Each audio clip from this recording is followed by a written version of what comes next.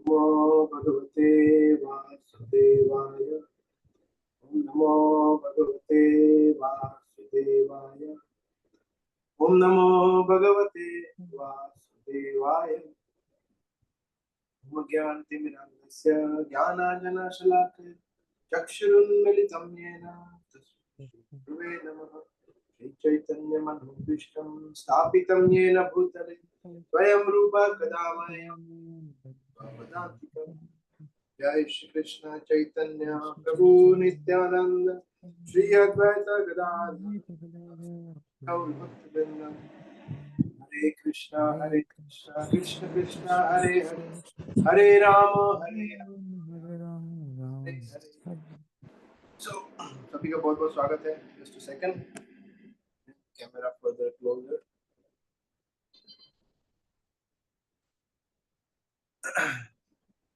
सो हम लोग last Friday को मंदिर में श्रीमद् भागवतम या भागवत महापुराण उससे हमने चर्चा किया था।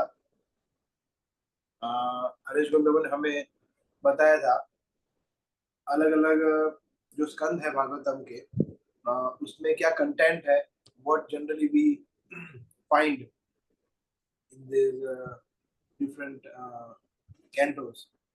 सो और फिर हमने थोड़ा ये भी चर्चा किया था कि क्यों श्रीमद् भागवतम इतना महत्वपूर्ण है। तो हम क्योंकि समय का अभाव था तो हम कुछ ही कैंटो, आई थिंक 5 कैंटो तक हमने चर्चा किया था। तो हम सोच रहे थे कि आज हम प्रयास करें कि बाकी के जो 7 कैंटो है उसका हम थोड़ा ब्रीफ हम थोड़ा डिस्कस कर सकते हैं। तो श्रीमद् भागवतम जो है वो वैष्णवों को बहुत प्रिय है, वैष्णवानाम प्रियम ये बताया गया है। श्रीमद् भागवतम के लास्ट कैंटो में आता है कि भागवतम जो है वो वैष्णवों को बहुत प्रिय है, अत्यंत प्रिय है। और चैतन्य महाप्रभु स्वयं जो कि परम भगवान है, उन्होंने वो रोज भागवतम का अध्ययन करते थे और सुनते थे, सभी भक्तों से भागवतम की कथा सुनते थे। विशेष करके प्रहलाद महाराज और ध्रुव महाराज, ये 2 कथा को बहुत ही अच्छी तरह से वो आनंद देते थे उसमें। तो हमने ये भी देखा था कि भागवतम जो है वो भगवान है, विग्रह के रूप में है। और जो 12 स्कंद है भगवान के अलग अलग शरीर के अलग अलग हिस्से हैं, भाग है। तो हमने देखा था कि भगवान के चरण कमल कौन से है, भगवान के चरण कमल कौन बताएगा? Lotus feet of Krishna, first canto, first and second दोनों। प्रथम 2 स्कंद जो है भगवान के चरण कमल की तुलना की गई है उसे। फिर तीसरा उससे आगे बढ़ता है तो थाइस, फिर उसके बाद नाभि चौथा स्कंद है, और 5वां स्कंद जो है वो भगवान का चेस्ट है, वक्षस्थल। तो इस तरह से हमने वहां तक पहुंचे थे और उसके ऊपर का अभी बाकी है। तो actually 3 and 4 both are thighs and 5th is नाभि, सॉरी। तो 6 जो है वो भगवान का वक्षस्थल है, चेस्ट।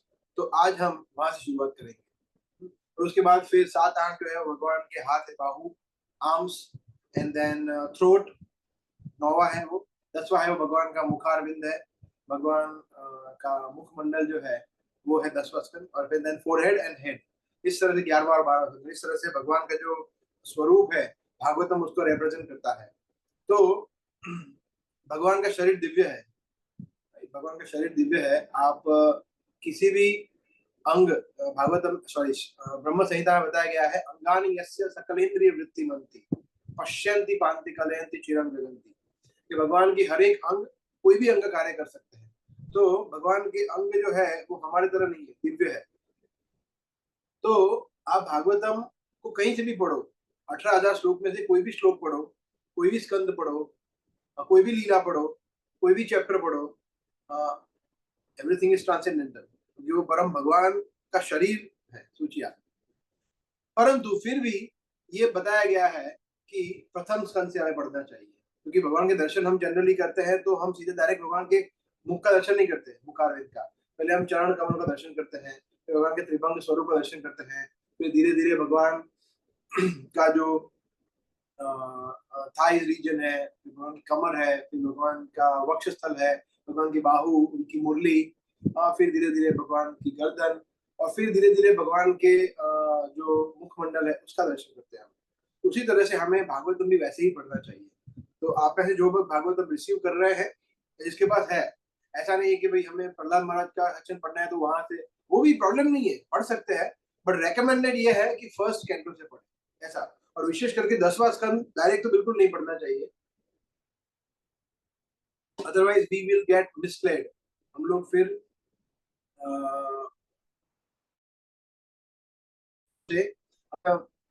मिसलीड हो जाते हैं। हम लोग भगवान की जो लीला है उसको साधारण समझते हैं, हम सोचते हैं फिर कि ऐसा कैसे हुआ, क्योंकि श्रीमद् भागवतम के 10वें स्कंद में कई ऐसे सारे भाग है जो हमें मोहित कर सकते हैं ऐसा। ओके, सो छठा स्कंद जो है उसका शीर्षक है prescribe duties for Mankind. Just a second, I will open Hindi Bhagavatam also, ताकि उसके शीर्षक एटलीस्ट हम हिंदी में ले सके। प्रिस्क्राइब ड्यूटीज फॉर मैनकाइंड, तो प्रिस्क्राइब ड्यूटीज का मतलब है कि जो हमें मनुष्य के लिए जो हमारा जो कर्तव्य है उसका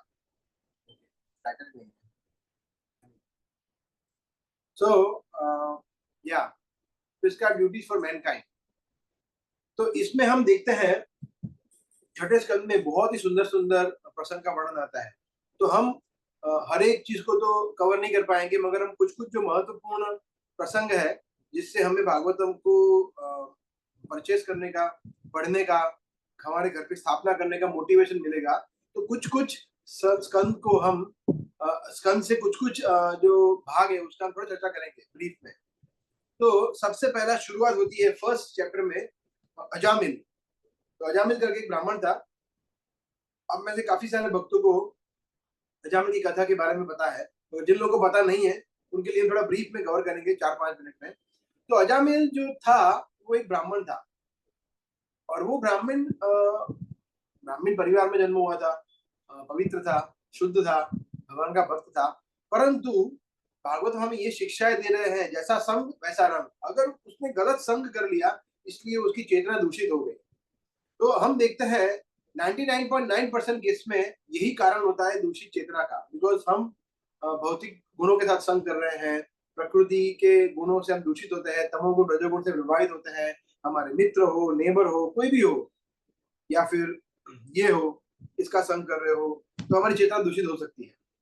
तो अजामिल ये लाइव एग्जाम्पल है हम सबके लिए कि एक बार उसने कुछ किया नहीं, सिर्फ उसने देखा, एक ऐसा दृश्य देख लिया कि एक महिला और एक पुरुष आलिंगन कर रहे हैं। तो उसने वो दृश्य देख लिया और उसके माइंड में वो फिक्स हो गया, और फिर ध्याय तो विषयानुपुन था, फिर उस पर कंटेम्पलेट करने लगा कि काश मैं भी ऐसे करता। एक्चुअली वो मैरिड था, तो ऐसा नहीं है कि काम वासना जो है वो जो विवाहित होते हैं उनको प्रभावित नहीं करती है, या यंग को करती है, वृद्ध को नहीं करती है, ऐसा कुछ होता नहीं है। लस्ट, काम वासना has nothing to do with gender, age, nationality, या आप कुछ, या आश्रम, कुछ भी बोलो आप, उससे कोई लेना देना नहीं है। भगवद गीता में कृष्ण कहते हैं जीवन नियोजित, जो काम है वो इतना बलशाली है, महाशनो महापापमा विद्धि एनम इह वैरिणम, काम एष क्रोध एष रजोगुण समन्वय। कृष्ण कहते हैं कि जो काम है बहुत बलशाली है और बहुत बड़ा शत्रु है। तो अजामिल हमें सिखाने के लिए ये पूरा वृत्तांत आता है अजामिल का, किस तरह से काम वासना बहुत ही बुरी तरह से हमें पतित कर सकती है। तो अजामिल ने सिर्फ सोचा, कुछ किया नहीं था, सोचिए, किया भी नहीं था। और हम तो काम वासना के वश में आके लोग कैसे कैसे पाप कर्म करते हैं, मगर यहाँ पे तो अजामिल ने सिर्फ सोचा था, किया भी नहीं था, और उसकी चेतना। और इसीलिए ये कहा गया है, कभी कभी लोग बोलते हैं कि ठीक है ना, पाप कर्म कर नहीं सकते, सोच तो सकते हैं, मगर फिर अजामिल जैसा होगा। अल्टीमेटली वो ध्याय तो विषयानुपुंस, वो सोचेंगे सोचेंगे सोचेंगे, फिर वो एक्शन में परिवर्तित होगा। तो इस तरह से अजामिल ने फिर अपनी पत्नी को छोड़ दिया, और फिर वो धीरे धीरे धीरे उसकी चेतना बिगड़ गई, वेश्या का सहवास कर लिया, उससे विवाह कर लिया, वो महिला के साथ, सोचिए। और उससे उसको पुत्र प्राप्ति हुई, और कई पुत्र हुए उसमें से। एनीवे, हम बहुत डिटेल में नहीं जाएंगे बिकॉज हमें बहुत सारी चर्चा करनी है, बहुत सारे प्रसंग। तो अजामिल के केस में हम थोड़ा फास्ट फॉरवर्ड जाते हैं। तो अजामिल के छोटे से पुत्र का नाम उसने रखा था नारायण। नारायण भगवान के नाम पे। तो वो बहुत ही आसक्त था अपने पुत्र से, स्त्री से आसक्त था, पुत्र से भी आसक्त था। तो नारायण इधर आओ, नारायण ये खा लो, नारायण क्या कर रहे हो, बैठ जाओ, खड़े हो जाओ, मेरे साथ खेलो, हमेशा नारायण नारायण कर रहा था। तो जब उसका अंत समय आया तो भी वो नारायण ऐसा करके उसकी मृत्यु हो गई। तो मतलब यमदूत का पूरा मतलब चिट्ठा पूरा भर गया था, इतने पाप कर्म किए थे। तो वो सब यमदूत लेने के लिए आ गए। परंतु उस समय पे हिस्टोरिकल इवेंट हुई जो अभी तक इतिहास में कभी नहीं हुआ था, अब तक के इतिहास में, कि यमदूत आए, उसके साथ साथ और भी कोई आए, उसे विष्णुदूत। बिकॉज विष्णुदूत आए, विष्णुदूत ने बोला अरे ये कौन है, क्या कर रहे हो, छोड़ो उसको। बोला अरे आप कौन हो। तो विष्णुदूत और यमदूत के बीच में जो कॉन्वर्जेशन है वो है चैप्टर नंबर या चैप्टर 2 में है। तो चैप्टर 2 में वो पूरा कॉन्वर्जेशन है, किस तरह से यमदूत को विष्णु बोलते हैं कि क्या कर रहे हो, ये व्यक्ति ने हमारे स्वामी का नाम उच्चारण किया है, नाम मात्र, मतलब खत्म, कि हमारे साथ ही जाएगा। विष्णु यमदूत बोल रहे हैं कि नहीं नहीं, आप हो कौन, हम, आप बताए हम अल्टीमेट अथॉरिटी है। बोला अच्छा, नहीं नहीं नहीं। तो उनको पता चला कि हमसे भी ऊपर कोई है। तो उस समय पे तो उनको जाने दिया, बिकॉज वो उनके पास कोई ऑप्शन नहीं था। फिर गए, और चैप्टर 3 में आता है वो गए और अपने हिसाब से मिले, बोले बॉस प्रॉब्लम हो गया, आज हमारा क्लाइंट हमारे साथ नहीं है, कस्टमर साथ में नहीं है, और हम खाली आ जाए। जैसे वो गब्बर सिंह पूछता है ना क्या खाली याद आया है, तो वो गब्बर सिंह में जाके बोल रहे कि हम लोग खाली याद आ गए।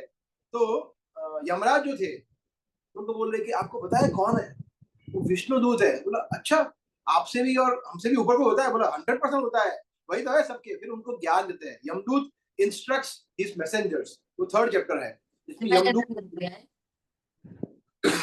बताते हैं। और यमराज एक्चुअली, यमराज जो उनकी यमदूतों को इंस्ट्रक्शन देते हैं उसमें सुंदर, बहुत ही सुंदर प्रार्थना है भगवान के लिए।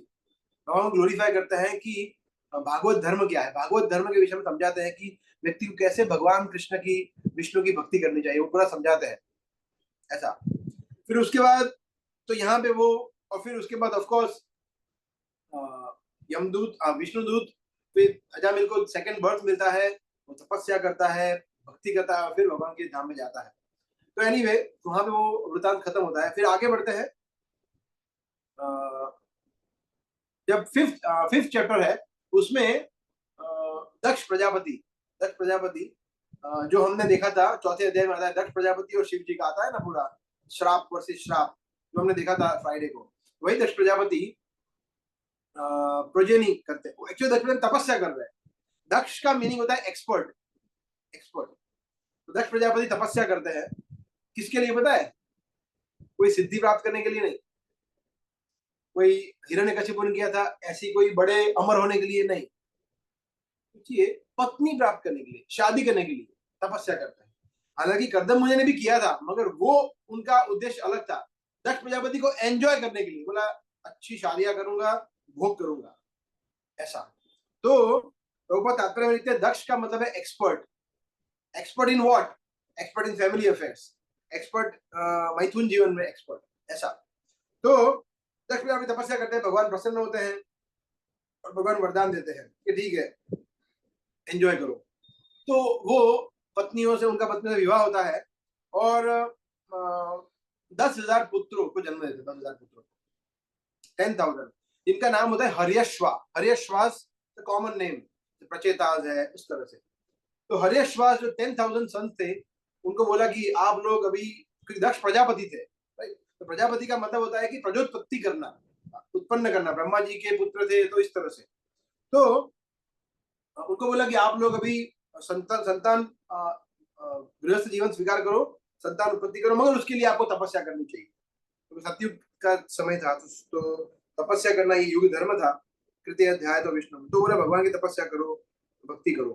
तो वो लोग चले जाते हैं तपस्या करने के लिए, मगर वहां पे मिल जाते हैं उनको वन एंड ओनली नारद मुनि। नारद मुनि क्या तपस्या, बोला वही गलती करे जो तुम्हारे पापा ने किया। भगवान की भक्ति करनी है, तपस्या करनी है, किसके लिए, संतान उत्पन्न करने के लिए। ये कोई लॉजिक है, तो ये जन्म हमें नहीं मिला है। पूरा जीओएसडी कोर्स करवा दिया, A to Z, जीओएसडी, भक्ति सार्वभौम वेदांत, सब कुछ, भक्ति शास्त्री सब करवा दिया। और वो 10 के 10,000 जो पुत्र थे वापिस नहीं आए, घर छोड़ दिया। बोला अभी हम ब्रह्मचारी बनेंगे, हम भगवान की भक्ति करेंगे, वो शादी वादी विवाह नहीं करना। तो दक्ष को बहुत निराश हो गए। दक्ष बोला ओहो, तो कोई बात नहीं, बहुत उत्साही था, बोला और बच्चे पैदा करेंगे, और 1000 बच्चे पैदा किए, जिनका नाम था सवलाश्व। सवलाश्व 1000 बच्चे। तो उनका भी वही उपदेश दिया कि ठीक है आप लोग जाओ। उनको पता नहीं था कि नारद मुनि वहां पे पीछे पीछे आने जाएंगे। नारद मुनि ने फिर से round 2, same preaching, same result, 1000 लोग भी नहीं।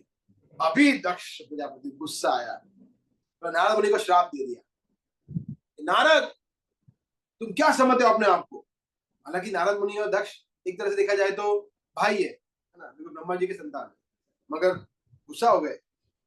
तो बोला कि मैं तुम्हें श्राप देता हूं कि अब से तुम किसी भी एक स्थान पर टिक नहीं पाओगे, you will not be able to stay at one place. इसलिए हम देखते हैं ना कि हमारे टीवी सीरीज में दिखाता है कि नारद मुनि घूमते रहते हैं।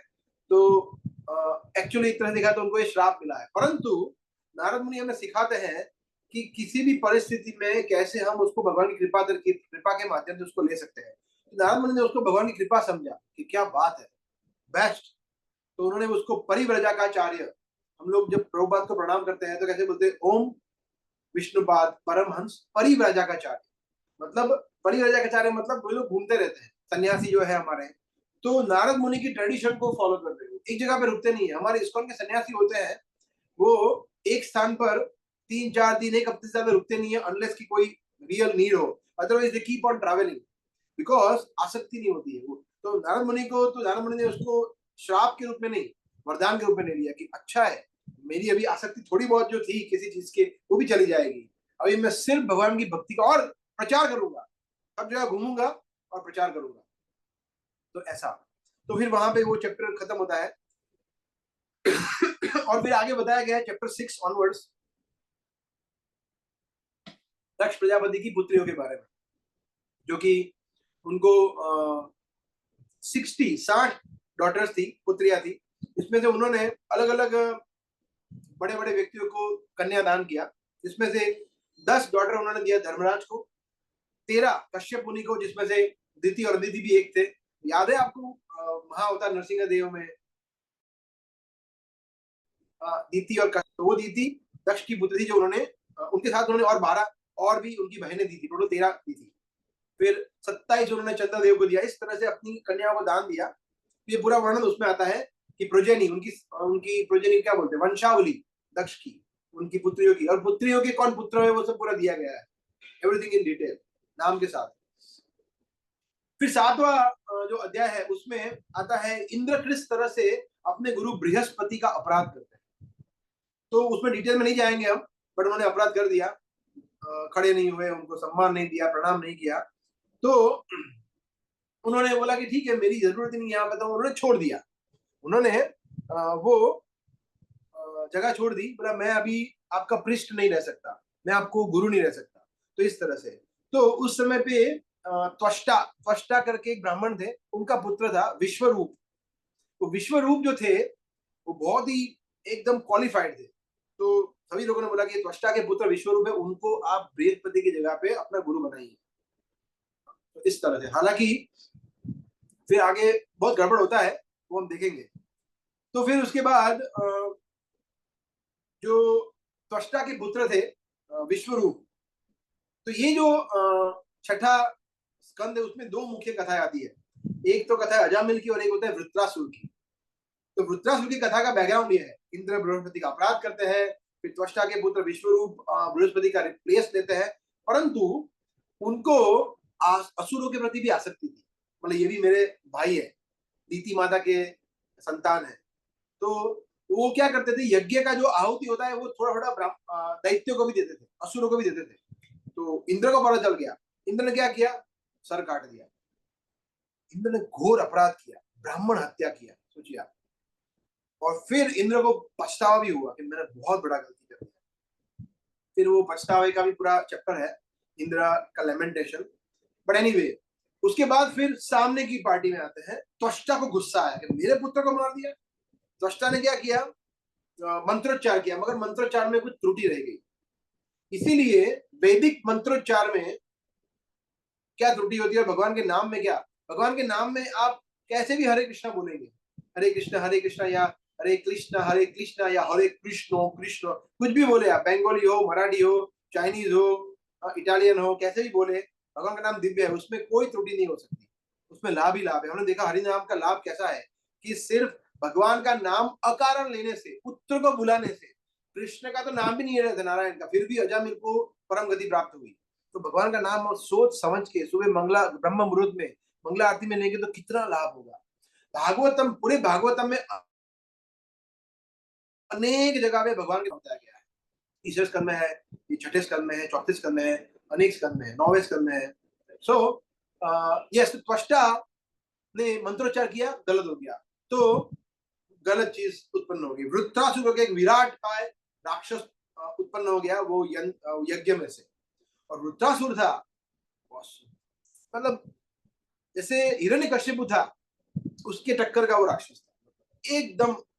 मतलब इंद्र, चंद्र, वरुण, मतलब कोई भी देवता उसको परास्त नहीं कर सकते थे, ऐसा था।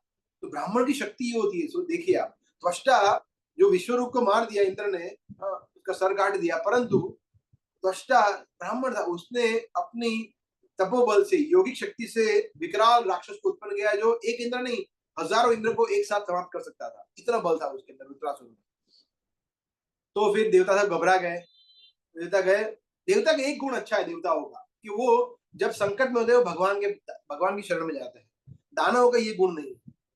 दोनों शक्तिशाली है, दोनों में अंदर कुछ अवगुण भी है, गुण भी है, दोनों शुद्ध नहीं है, परंतु देवताओं में एक चीज है कि वो जब भी किसी भी संकट में आते हैं तो वो भगवान की शरण में जाते हैं, तो वो भगवान की शरण में गए।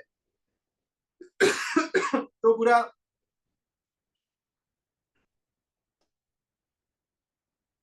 प्रेयर आता है, भगवान को प्रार्थना करते हैं, भगवान प्रकट होते हैं, भगवान बोलते हैं कि दधीची करके ऋषि है, उनकी हड्डियों से आप एक अस्त्र बनाओ, और वो उनके बोन से अस्त्र बनेगा, उससे वृत्रासुर का विरोध होगा, वृत्रासुर का विनाश होगा। तो भगवान दधीची मुनि को ग्लोरीफाई करना चाहते थे कि परोपकार के लिए व्यक्ति क्या क्या कर सकता है, अपना प्राण भी दे, जैसे प्रभुपाद ने अपने प्राण दे दिए हम सबके लिए, अपने शरीर को घिस डाला। जैसे दधीची मुनि ने परोपकार के लिए, इन देवताओं को बचाने के लिए, भगवान की आज्ञा को पालन करने के लिए अपना शरीर त्याग कर दिया। तो ठीक है, मैं शरीर त्याग कर लेता हूँ, आप मेरी, तो उनकी फिर शरीर जब त्याग किया, इंद्र को जो उनका शरीर मिला, बॉडी मिली, हड्डियां ली, उसमें से ये क्या बोलते हैं, अस्त्र बनाया, और फिर वो अस्त्र से, वो शस्त्र से उनका विभूतासुर का विनाश हुआ। सो भगवान अपने भक्तों की महिमा बताने के लिए ये सब लीलाएं करते हैं, वरना विभूतासुर को मारना भगवान के लिए कौन सी बड़ी बात है। तो भगवान ने बताया कि नहीं, दधीची ऋषि कितने महान है। फिर परंतु वृत्रासुर जो थे, वो भगवान के भक्त भी थे, सिर्फ असुर नहीं थे। तो पूरा वर्णन आता है किस तरह से वृत्रासुर ने इंद्र को, और वृत्रासुर भी ब्राह्मण थे, वो ब्राह्मण थे, तो वृत्रासुर को मारना भी इंद्र को खटक रहा था। तो इंद्र पछता भी रहा था, और लोभ भी था कि नहीं, इंद्रसेन भी चाहिए, तो ड्युअलिटी में था ऐसा। परंतु फिर भी भगवान ने जो आज्ञा किया उसके अनुसार अल्टीमेटली वध किया वृत्रासुर का। और पूरा किस तरह से पछतावा होता है, वो लेमेंटेशन करता है। और फिर कॉन्वर्सेशन चल रहा है ना, किसका कॉन्वर्सेशन चल रहा है, सुखदेव गोस्वामी और परीक्षित महाराज का। तो परीक्षित महाराज पूछते हैं कि वृत्रासुर भगवान का भक्त कैसे था, वो तो असुर था। और फिर नया स्टोरी अनफोल्ड होता है राजा चित्रकेतु का। तो राजा चित्रकेतु का स्टोरी हम नहीं अभी बताएंगे, बिकॉज ये हम लोग आपके लिए कुछ ही हफ्तों में या महीनों में पूरा एक सेशन है पॉजिटिव थिंकर सीरीज, उसमें पूरा एक डेडिकेटेड सेशन है राजा चित्रकेतु के पुत्र की कथा और उसकी कथा, तो उसमें ही पूरा आएगा।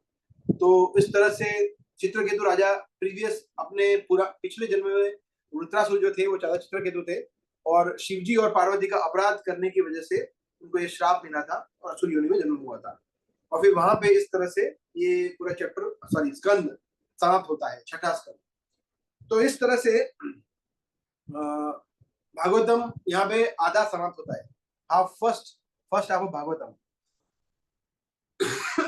फिर सातवां स्कंद है, सातवां स्कंद जो है वो भगवान का बाहु है, सातवां आठवां स्कंद, आर्म्स ऑफ लॉर्ड कृष्णा और लॉर्ड विष्णु, ऐसा। ठीक है, तो सातवां स्कंद जो है उसमें आप ऐसे कोई बताए कौन सी प्रसिद्ध कथा आती है सातवें स्कंद में, बताइए अभी सबसे ज्यादा पॉपुलर कौन सी कथा है, trending?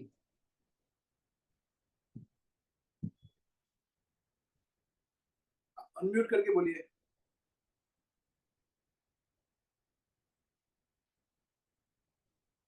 I am not able to hear, I don't know. आप लोग बोल रहे हैं कोई, बट श्रीराम प्रभु आप म्यूट है। Oh, you are not able to unmute? Okay. Ankur Prabhu? Oh, I am the host. Oh, let me change the setting. Okay. ये तो iPad में अभी मैं फर्स्ट टाइम कर रहा हूँ।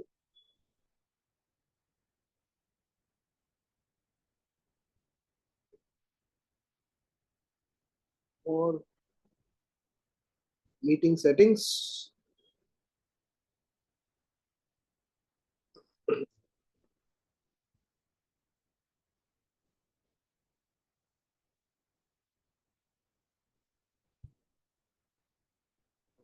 Second.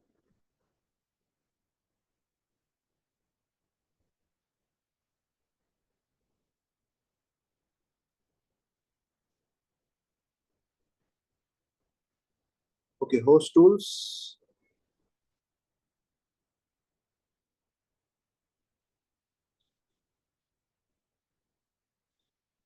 Can you try now? Yes, Prabhu. Hare Krishna. Hare Yes, Krishna Prabhupada. Prabhu. Touching the Prahlad Maharaj ji. हाँ हाँ, समझ गया, आप लोगों का भाव समझ गया मैं। सभी लोग उत्साहित थे, but I am really sorry because of my stupid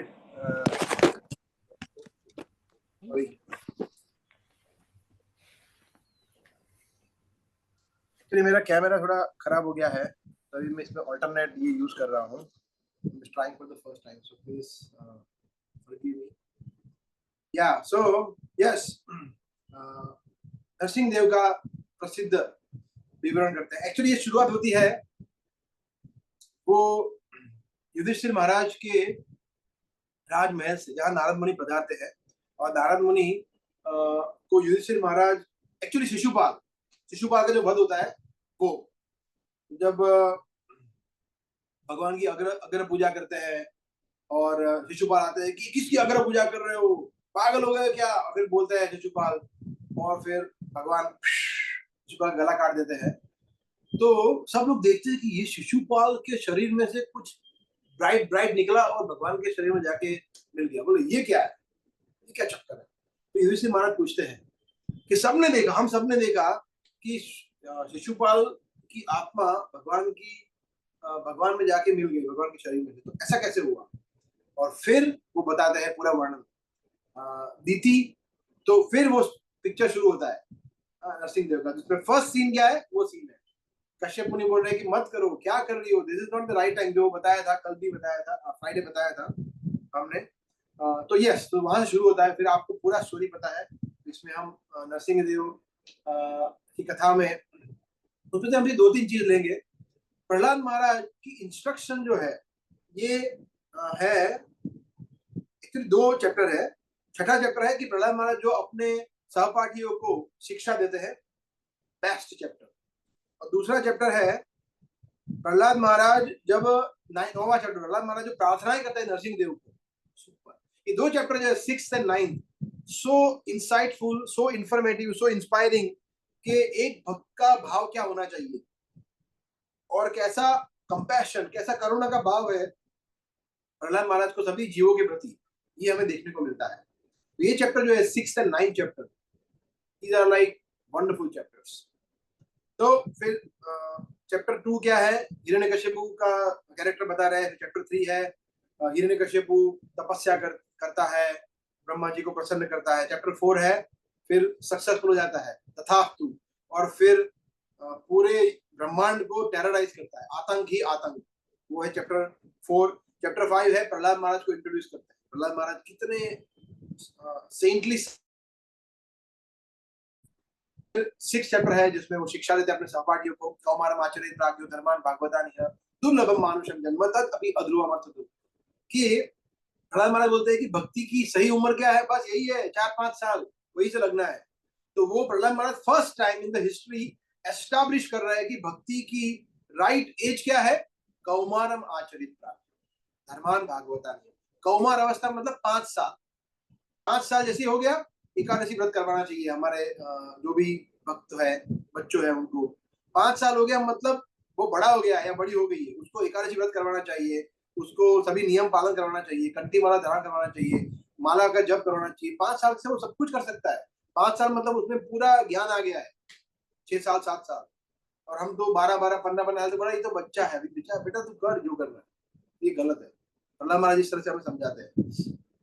फिर 7वां चैप्टर है प्रहलाद महाराज माता के गर्भ में। फिर वो लास्ट में पूछते हैं प्रहलाद महाराज को कि प्रहलाद ये तुमने कहां से सीखा ये सब, हमें तो किसी ने कुछ आता नहीं है। लास्ट श्लोका है 6ठे अध्याय का। और फिर 7वें अध्याय में वो बता दे कि मैंने ये किस तरह से नारद मुनि से सीखा है, मेरे गुरु से सीखा है, वो बताते हैं 7वें। तो 6 और 7 दोनों प्रहलाद महाराज की शिक्षाएं हैं।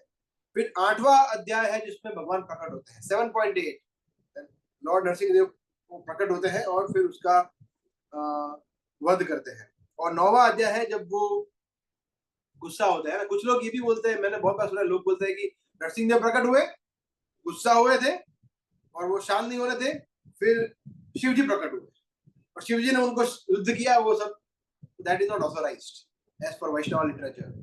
हमारे भागवतम, अगर आप इस भागवतम लेंगे उसमें पढ़ेंगे तो देखेंगे चैप्टर नंबर है 9, उसमें प्रहलाद महाराज प्रार्थनाएं करते हैं जो दिखा है मूवी में सेम वे।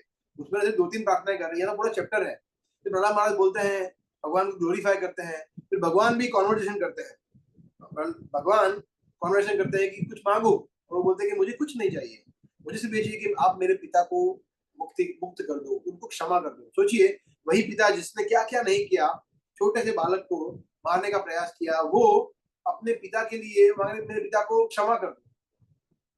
तो प्रहलाद महाराज फिर भगवान बोलते हैं कि प्रहलाद, क्योंकि तुम उनके पुत्र हो, तुम्हारे परिवार, तुम ये परिवार में तुम्हारा जन्म हुआ है, तुम्हारा उदय हुआ है, इसलिए सिर्फ तुम्हारे पिता नहीं, त्रिसप्ति भी 21 generation upwards, 21 generation downwards already मुक्त है। तो प्रहलाद महाराज हमें बता रहे हैं कि अगर हम हमारे माता पिता की सेवा करना चाहते हैं, only 10% battery, just a second, I'll go.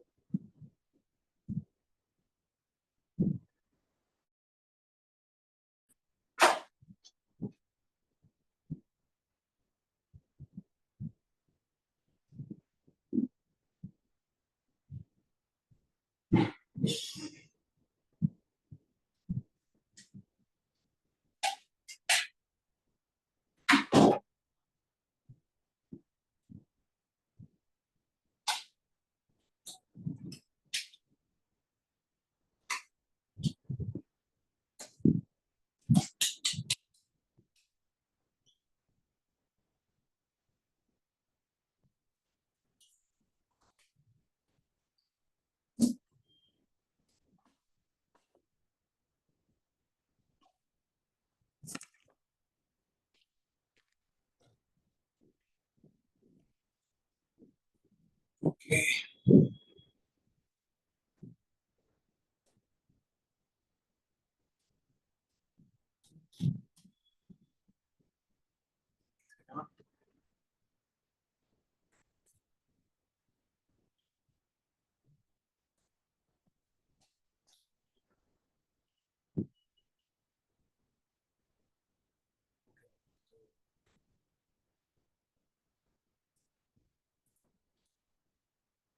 Yeah, okay, sorry.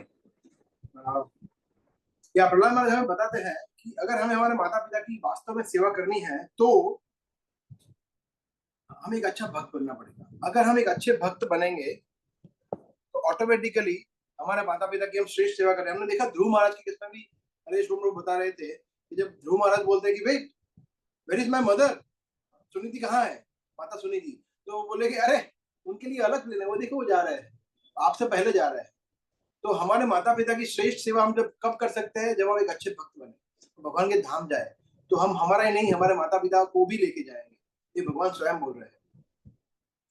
और फिर वहां पे युधिष्ठिर महाराज अल्टीमेटली फिर उसके बाद इतने प्रसन्न हो जाते हैं ये सुन के कि बोले कि मैंने क्या सुन लिया। उन्होंने जब पूरा मूवी देखा महाअवतार नरसिंह, युधिष्ठिर महाराज ने, युधिष्ठिर महाराज सबसे पहले थे जिन्होंने ये मूवी देखा महाअवतार नरसिंह देव, नारद मुनि ने स्वयं दिखाया। डायरेक्टर कौन थे? नारद मुनि, जो उन्होंने पूरा पिक्चराइज करके पूरा बताया कथा, तो ऋषि महाराज वॉज इन एक्सटेसी, वो भाव में आ गए।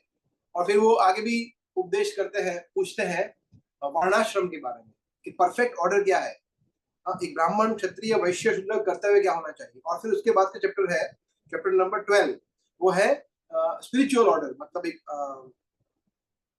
ब्रह्मचारी, गृहस्थ, वानप्रस्थ, संन्यास का क्या कर्तव्य होना चाहिए। तो नारद मुनि उनको ये पूरा शिक्षा देते हैं। तो वेरी वेरी नाइस चैप्टर, जिसमें बहुत ही सुंदर शिक्षाएं है। फैमिली लाइफ कैसा होना चाहिए वगैरह, वहां पे ये 7वां स्कंद समाप्त होता है। ओके, तो फिर हम 8वें स्कंद की ओर बढ़ते हैं, जो है विड्रॉल ऑफ कॉस्मिक क्रिएशन, जो भी अगेन भगवान की बाहु है कि कॉस्मिक क्रिएशन ये पूरा जब है, जब वो भगवान विड्रॉ कर लेते हैं, विनाश करते हैं, प्रलय होता है, तो उस तरह से। तो इसमें बहुत ही इम्पोर्टेंट चैप्टर्स है, बहुत ही इम्पोर्टेंट प्रसंग है जो आप सभी लोगों ने सुना होगा या टीवी में देखा होगा। एक तो बहुत ही प्रसिद्ध वर्णन आता है गजेंद्र का। तो गजेंद्र कथा आता है कैंटो 8 में, सेकंड चैप्टर कि जब, तो अगेन मैं कुछ मिनटों में उसका थोड़ा समरी बताऊंगा कि गजेंद्र जो था वो सभी हाथियों का राजा था, वेरी वेरी पावरफुल पर्सन। और वो एक बार ऐसा हुआ कि एक लेक में, एक तालाब में जल क्रीड़ा कर रहा था अपने फैमिली के साथ, बच्चों के साथ, वाटर पार्क में मजा कर रहा था, जैसे हम भी करते हैं कभी कभी फैमिली के साथ, फ्रेंड के साथ। उस समय पे मगरमच्छ ने उसको पकड़ लिया, एक मगरमच्छ ने उसको पकड़ लिया बहुत बुरी तरह से। तो सभी उसके पति पत्नी थे, सभी उसकी पत्नी थी, बच्चे थे, सब बाहर चले गए, मतलब डर गए ना। मगर वो वहां पे डटा रहा और वो वहां से बाहर निकलने का प्रयास कर रहा था और 1000 वर्षों तक उसने युद्ध किया। परंतु क्योंकि मगरमच्छ जो है वो जल का प्राणी है और हाथी है वो लैंड एनिमल है, तो धीरे धीरे धीरे उसकी शक्ति क्षीण होती गई और मगरमच्छ को सब कुछ पोषण मिल रहा था, खाना पीना सब मिल रहा था, और वो फाइट करे जा रहा था, वो छोड़ नहीं रहा था। तो मगरमच्छ तो धीरे धीरे वो वीक हो गया। तो इससे हम ये सीखते हैं इस कथा से, फिर आगे क्या होता है तो हम चर्चा करेंगे। इससे हम ये सीखते हैं कि हमारे साथ भी ऐसा ही होता है, बिल्कुल हम सब गजेंद्र की स्थिति में हैं। हम भी अपने परिवार के साथ एंजॉय करते हैं, वर्ल्ड टूर करते हैं, घूमने जाते हैं, बाहर खाने पीने जाते हैं, मतलब मजा आ रहा है, nice family, small family, happy family. और कब काल रूपी मगरमच्छ आके हमें पकड़ लेता है पता ही नहीं चलता। और वो काल कैसा हो सकता है, बहुत ही डेडली डिसीज, या फिर बुढ़ापा, या फिर मृत्यु। ये 3 चीज है, वो तीन प्रकार के मगरमच्छ आ सकते हैं। या तो हम बूढ़े होंगे, या तो हमें रोग होगा, वो भी होगा ही होगा, या फिर मृत्यु होगी, वो भी होगा। तो तीनों में से मृत्यु तो अटल है और बाकी के 2 है वो भी आएंगे ही आएंगे। तो ये मगरमच्छ आएंगे ही आएंगे। परंतु गजेंद्र जो है उसने एक चीज अच्छी की, उसको पूर्व जन्म की स्मृति हुई और उसका भी पूर्व जन्म का भी वर्णन है जो अभी हम नहीं करेंगे। और क्या उसने, वहां पे एक कमल पुष्प था, कमल, लोटस फ्लावर, वहां पे नदी में कमल पुष्प था, तो उसने अपनी सूंड से कमल पुष्प लिया और भगवान को ऑफर किया, नारायण अखिल गुरु भगवान नमस्ते, और प्रेयर्स की, बहुत सुंदर प्रेयर्स की गजेंद्र ने। और जैसे ही उसने वो प्रेयर की, तुरंत भगवान वहां पे उपस्थित हो गए और अपने सुदर्शन चक्र से, आपने वो देखा होगा फोटो, उसमें एक हाथी होता है और हाथी का पैर मगरमच्छ ने पकड़ा हुआ होता है और ऊपर आकाश में भगवान गरुड़ पे सवार होते हैं, सुदर्शन चक्र, और इस तरह से। तो वो एग्जैक्ट डायरेक्शन है कि भगवान प्रकट हुए और भगवान ने गजेंद्र की सहायता की और मगरमच्छ का तुरंत विनाश किया सुदर्शन चक्र से। तो देखिए गजेंद्र कैसी स्थिति में था, इतनी पीड़ा में था, फिर भी उसने भगवान का स्मरण किया, ऐसा। और हम तो अभी बहुत ही अच्छी स्थिति में है, हमें कोई मगरमच्छ नहीं काट रहा है, हम तो सुखी है, स्वस्थ है, कोई रोग भी नहीं है, फिर भी हम भगवान को याद नहीं कर सकते। सोचिए आप, कितनी बुरी स्थिति है हमारी, हमारा इससे, हमसे तो गजेंद्र कई गुना अच्छा है। तो भागवतम, जैसे हरीश गुरु बता रहे थे last Friday, Bhagavatam is not only about stories. ऐसा नहीं कि सिर्फ स्टोरी है, मजा आया ये नहीं, उसमें अनेक अनेक शिक्षाएं हैं हमारे लिए कि हमें आइडियली क्या करना चाहिए, भगवान की भक्ति कैसे करनी चाहिए। इसलिए भागवत हमें हमारे जीवन जीने का एक हमें दर्पण दिखाता है ऐसे जीवन जीना चाहिए। हम ऐसे हैं, हम कैसे हैं अजामिल के जैसे, हम कैसे हैं इंद्र के जैसे हैं। जब भी कोई भी बुरी चीज होती है तो हमें होना चाहिए कि हम बिल्कुल ऐसे ही है। हमारे अंदर काम है, क्रोध भी है, ईर्ष्या भी है, हमारे अंदर लोभ भी है, ये हासिल करना है। परंतु बनना कैसे है? हमें वृत्रासुर के जैसे गुण डेवलप करने हैं। कुंती महारानी, नारद मुनि, युधिष्ठिर महाराज, प्रहलाद महाराज, ध्रुव महाराज, गजेंद्र, जो भगवान के भक्त है, प्रार्थनाएं कर रहे हैं, हमें उनके जैसा बनना है। That is how we should see Bhagavat. तब भागवतम पढ़ने का हमारा पर्पस सॉल्व होता है। सो फिर आगे बढ़ता है। गजेंद्र का स्टोरी यहाँ समाप्त होता है। गजेंद्र फिर भगवान के धाम जाता है, सारूप्य मुक्ति प्राप्त करता है, 4 हाथों वाला उसको फॉर्म देता है। फिर एक और लीला आती है, समुद्र मंथन लीला, जो बहुत ही फेमस लीला है। अब में सभी लोगों ने सुनी होगी, देखी होगी। तो अगेन उसको हम 2-3-4 मिनट में समराइज करते हैं। तो एक बार ऐसा हुआ कि देवतागण भगवान के पास गए और भगवान उनको बोला कि देखो, आप लोगों को अगर शक्तिशाली बनना है तो समुद्र मंथन करिए, उसमें अमृत मिलेगा। परंतु प्रॉब्लम यह है, कंडीशन यह है कि आप अकेले नहीं कर पाएंगे, आपको दैत्यों की सहायता लेनी पड़ेगी। तो दैत्यों की सहायता मतलब ये फर्स्ट टाइम ऐसा हुआ था कभी भी। तो वो तो एकदम 36 का आंकड़ा था, और इसकी सहायता ले, दुश्मन होगी, लेनी पड़ेगी, क्या करें। तो ये भगवान सिखाते हैं कि हमारा कोई दुश्मन है ही नहीं। अगर हम ये मान के बैठते हैं तो दैत्य दुश्मन नहीं है, सॉरी देवता वो के भाई है एक्चुअली। माता अदिति के पुत्र है वो, अदिति तो मौसी के लड़के एक तरह से देखा जाए। परंतु भगवान ने उनको दिया कि नहीं, आप लोग कोऑपरेट करो। एंड देन फिर उसके बाद भगवान को लीला भी करना था, वो भी एक कारण था। तो पीस प्रपोजल, भगवान ने बोला कि आप लोग संधि करो, समुद्र मंथन करो।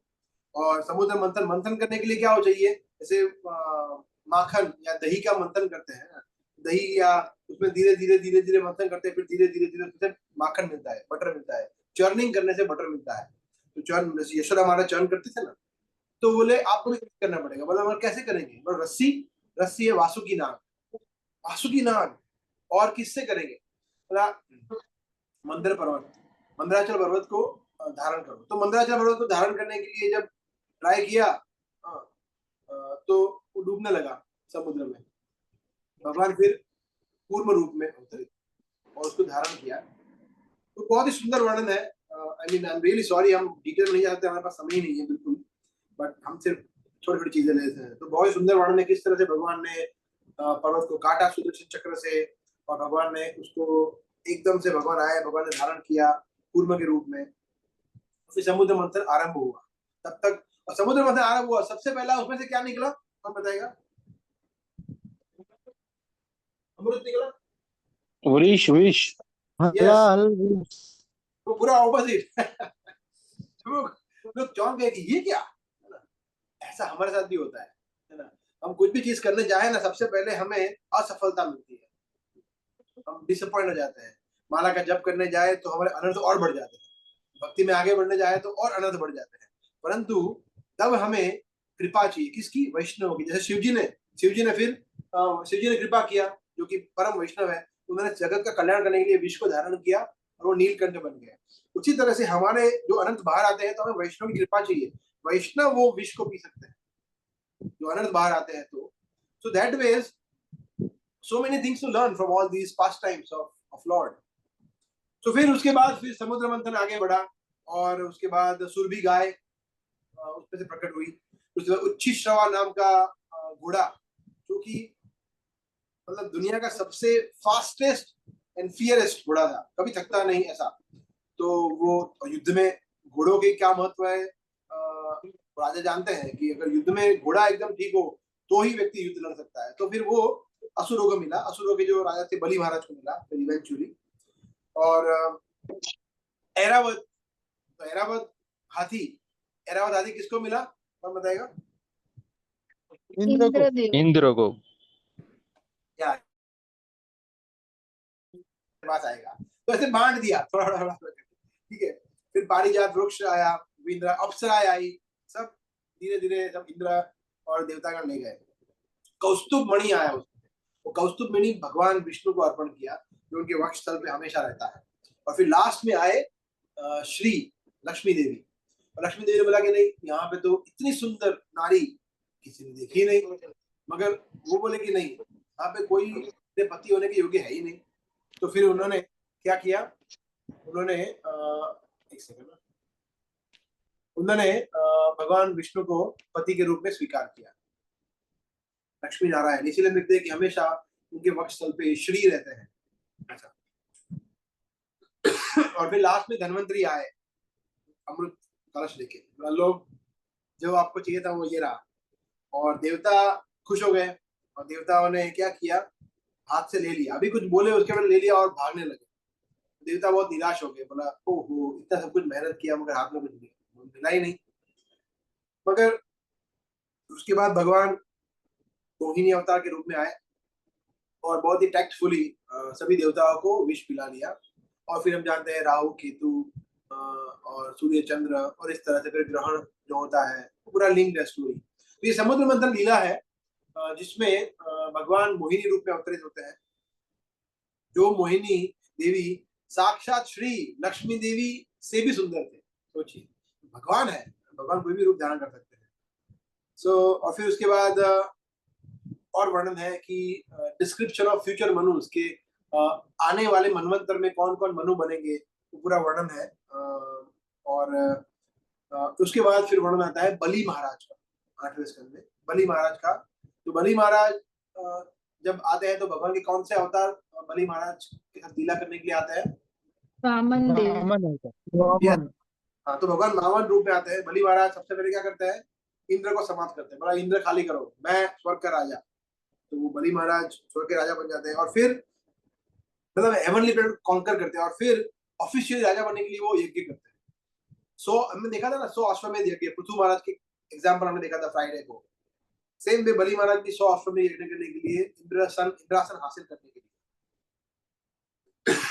परंतु 99 यज्ञ के बाद वहां पे इंद्रदेव ने इंटरफेयर किया था, घोड़ा चोरी कर लिया था, एक ढोंगी साधु का रूप लेके। यहाँ पे कौन आए, यहाँ पे साक्षात भगवान आ गए इंद्र की सहायता करने के लिए। परंतु भगवान यहाँ भी भगवान ने रूप बदला, मगर देखिए इंद्र ने रूप बदला, भगवान का रूप बदला। भगवान का रूप कितना दिव्य है। तो भगवान ने एक छोटे से बटुक ब्राह्मण का रूप धारण किया, वामन देव छाता लेके आए, कमंडल लेके आए उनकी यज्ञ स्थली पे। बोला राजा दीक्षा दो। तो राजा बलि महाराज बोले अरे दे दो उसको, खत्म करो, छोटा सा बच्चा है। तो नहीं, वो आपसे ही मिलना चाहता है। तो शुक्राचार्य बोल रहे हैं कि नहीं नहीं मत करो, ये विष्णु होगा। पर नहीं, मगर कोई जो भी होगा वो बलि महाराज के यहाँ पे कमिटमेंट जो है, बलि महाराज भगवान के परम भक्त है।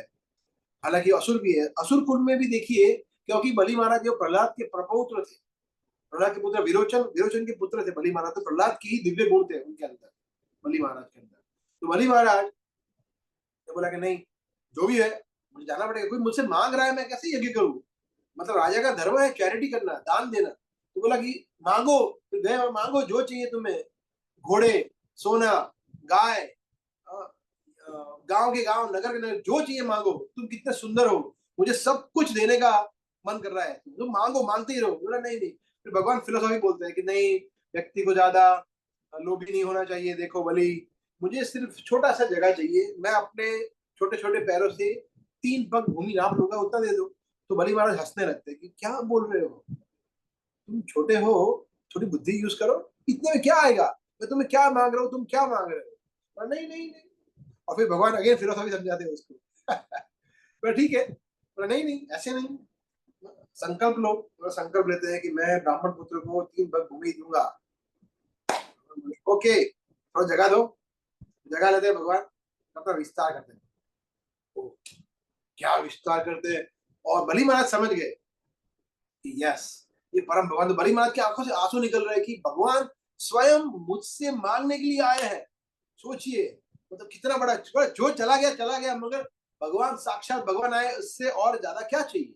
तो Bali Maharaj is crying and he is folded hand प्रणाम कर रहे हैं। तो भगवान 3 पग नापना शुरू करते हैं। पहले में पूरा स्वर्ग लोग नाप लेते हैं, फिर सेकंड में ब्रह्मांड नाप लेते हैं। पूरा कोई बचा ही नहीं है, तुम्हारे पास कुछ है ही नहीं देने के लिए, वैकुंठ तो ऑलरेडी मेरा ही है, तुम्हारे पास कुछ नहीं है, तो क्या दोगे? तुम्हें बोलते हैं कि नहीं, आई हैव माई बॉडी, तो मेरा शरीर तो ले सकता हूँ, तो आप तीसरा पैर मेरे सर पे रखिए। तो इस तरह से भगवान अत्यंत प्रसन्न होते हैं बलि से, और फिर बलि को सूतल लोग देते हैं। सूतल लोग जो है वो नीचे की योनि में आता है, परंतु वो अत्यंत वैभवशाली लोग हैं, पृथ्वी से कहीं ज्यादा वैभवशाली लोग हैं। सूतल लोग पूरा देते हैं, ठीक है जाओ, स्वर्ग लोग से भी तुम्हें अच्छा लोग देता हूँ। सूतल लोग का राजा बनते हैं। और यही नहीं, भगवान बोलते हैं मैं पर्सनली गार्ड करूंगा तुम्हें। तो भगवान प्रत्यक्ष रूप में वहां द्वारपाल बन के खड़े रहे बलि महाराज को प्रत्यक्ष संग देने के लिए।